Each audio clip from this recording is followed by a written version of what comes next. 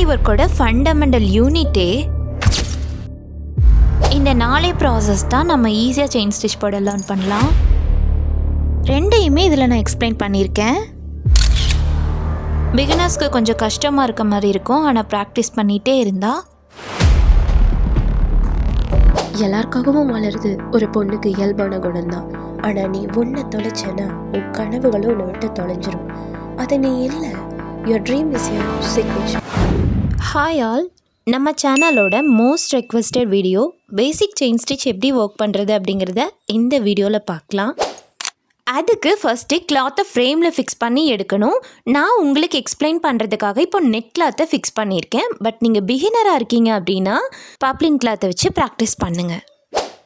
Materials என்னென்ன use பண்ணியிருக்கேன் அப்படிங்கிறத 1 by 1 பார்த்துடலாம். ஃபர்ஸ்ட்டு டியூலிப் பிராண்டோட நம்பர் 13 நீடில் எடுத்திருக்கேன். நீங்கள் 13 or 14 எது வேணாலும் எடுத்துக்கலாம். நெக்ஸ்ட்டு த்ரெட்டு பார்த்துட்டிங்கன்னா பேசிக் ஸ்விங் த்ரெட்லேயே ஃபர்ஸ்ட்டு ப்ராக்டிஸ் பண்ணுங்கள். அதுக்கப்புறமா ஜரி த்ரெட்டில் ப்ராக்டிஸ் பண்ணலாம். நான் இன்றைக்கி உங்களுக்கு ரெண்டுமே சொல்லியிருக்கேன். இன்றைக்கி நான் எடுத்திருக்க பிராண்ட் பார்த்துட்டிங்கன்னா குயின்ஸ் பிராண்ட். இந்த ஸ்விங் த்ரெட்டில் பார்த்துட்டிங்கன்னா வர்த்தமன், குயின்ஸ், தீபம் இந்த மாதிரி நிறையா பிராண்ட்ஸ் இருக்குது. உங்கள் சைடில் எது அவைலபிளாக இருக்கோ அதை வாங்கி ப்ராக்டிஸ் பண்ணுங்கள். தென் சரி த்ரெட்டில் பார்த்துட்டிங்கன்னா A1 மம்தா பிராண்ட் நான் இப்போ எடுத்திருக்கேன். த்ரெட்டோட குவாலிட்டியில் மட்டும் எப்போவுமே காம்ப்ரமைஸ் பண்ணாதீங்க. அப்படி ஒரு வேளை நம்ம லோ குவாலிட்டியில் வாங்கினோம் அப்படின்னா நமக்கு ஸ்டிச்சும் ஒழுங்காக வராது, நம்மளால் கற்றுக்க முடியாது அப்படிங்கிற மாதிரி மைண்ட் செட் நமக்கு வந்துடும். ஸோ நல்லா பிராண்டடாக யூஸ் பண்ணுங்கள்.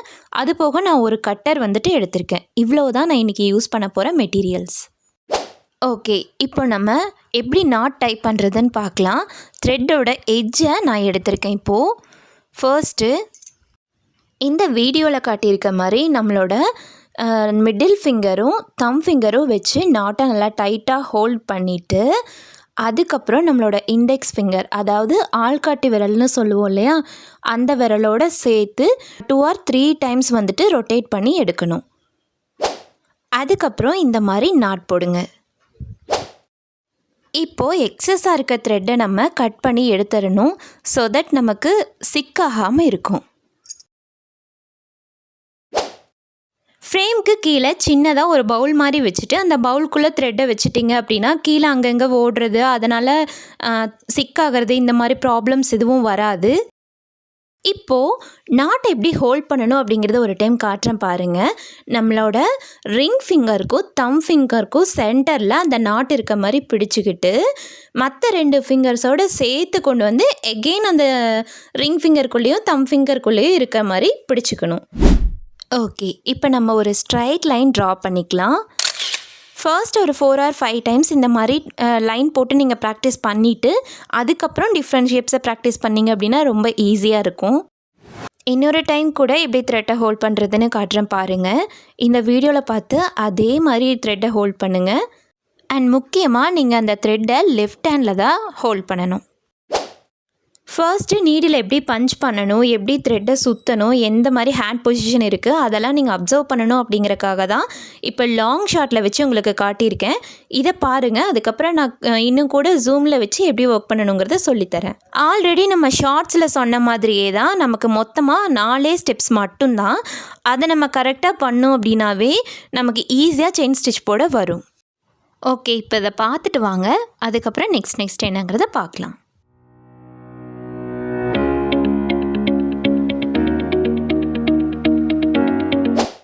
ஓகே, இப்போ நான் திரும்ப த்ரெட்டை பிரிச்சுட்டு உங்களுக்கு எகெயின் ஜூமில் வச்சு எப்படி ஒர்க் பண்ணணும் அப்படிங்கிறத ஸ்டெப் பை ஸ்டெப்பாக எக்ஸ்பிளைன் பண்ணுறேன். ஸ்கிப் பண்ணாமல் ஃபுல்லாக பாருங்கள். செயின் ஸ்டிச் தான் ஆரி ஒர்க்கோட ஃபண்டமெண்டல் யூனிட்னே சொல்லலாம். இது ஒரு முக்கியமான பேஸ் லைன். இதை நம்ம நல்லா ப்ராக்டிஸ் பண்ணிட்டோம் அப்படின்னாவே நமக்கு நெக்ஸ்ட் ஸ்டிச்சஸ்லாம் ஈஸியாக லேர்ன் பண்ணிக்கலாம். நம்ம செயின் ஸ்டிச் போடுறதுக்கு ஃப்ரேம்க்கு மேலேயும் சரி கீழேயும் சரி சைமல்டேனியஸாக நம்ம ஒர்க் பண்ணுற மாதிரி இருக்கும். அது எப்படி அப்படிங்கிறத ஃபுல்லாக இந்த வீடியோவில் சொல்கிறேன். கொஞ்சம் பொறுமையாக வாட்ச் பண்ணுங்கள். ஃபர்ஸ்ட்டு 90 degree ஆங்கிளில் வச்சு நம்ம நீடில் பஞ்ச் பண்ணணும். நம்ம பஞ்ச் பண்ணுறது பார்த்துட்டிங்கன்னா இந்த வீடியோவில் காட்டியிருக்க மாதிரி ஜஸ்ட் 0.5 cmக்கு மட்டும்தான் நீடில் உள்ளே இறங்கணும். ப்ரீவியஸாக சொன்ன மாதிரி நம்ம லெஃப்ட் ஹேண்டில் ஹோல்ட் பண்ணியிருக்க த்ரெட்டை இப்போ இந்த நீடில் நம்ம மாட்டணும். அண்ட் தென் நீடில் மெதுவாக மேலே எடுத்துட்டு ஃப்ரேம்க்கு கீழே நம்ம பிடிச்சிருக்க அந்த நாட்டை மெதுவாக ரிலீஸ் பண்ணி ஃப்ரேம்க்கு மேலே நீடில் வச்சு த்ரெட்டை இழுத்தீங்க அப்படின்னா மேலே வந்துடும். இப்போது அந்த த்ரெட்டு வந்துட்டு நமக்கு இழுக்கிறதுக்கு ரொம்ப ஃப்ளெக்சிபிளாக வரணும். அப்போ தான் நமக்கு ஸ்டிச் போட ஈஸியாக இருக்கும். அண்ட் தென் நமக்கு எந்த லென்த்துக்கு செயின் வேணும்னு பார்த்துட்டு அகெயின் அதுக்கப்புறம் நீடில் பஞ்ச் பண்ணி ஃப்ரேம்க்கு கீழே நம்ம த்ரெட்டை சுற்றணும். நீங்கள் அதை கிளாக் வைஸ்லேயும் சுற்றலாம், ஆன்டி கிளாக் வைஸ்லேயும் சுற்றலாம். பட் நீங்கள் கிளாக் வைஸில் சுற்றுனீங்கன்னா கொஞ்சம் ஈஸியாக இருக்கும். அண்ட் தென் ஃப்ரேம்க்கு கீழே என்னோடய லெஃப்ட் ஹேண்டோட பொசிஷன் பாருங்கள். நீடிலுக்கு மேலே எங்கே ஸ்டார்ட் பண்ணுமோ அங்கேயே கொண்டு போய் நிறுத்தணும். அதுக்கப்புறம் நீடில் மேலே புல் பண்ணி இழுக்கணும். இப்போது நீடில், கிளாத்து, த்ரெட்டு 3 சந்திக்கிற இடத்துல நம்மளோட நீடில் 180 டிகிரிக்கு கிளாக் வைஸில் ரொட்டேட் பண்ணணும். தென் அகெயின் 180 டிகிரிக்கு ஆன்டி கிளாக் வைஸில் ரொட்டேட் பண்ணி த்ரெட்டை வெளியே எடுத்தோம்னா ஒரு ஸ்டிச் முடிஞ்சுது. இப்போது இதே ப்ராசஸ் தான் நமக்கு ரிப்பீட் ஆக போகுது.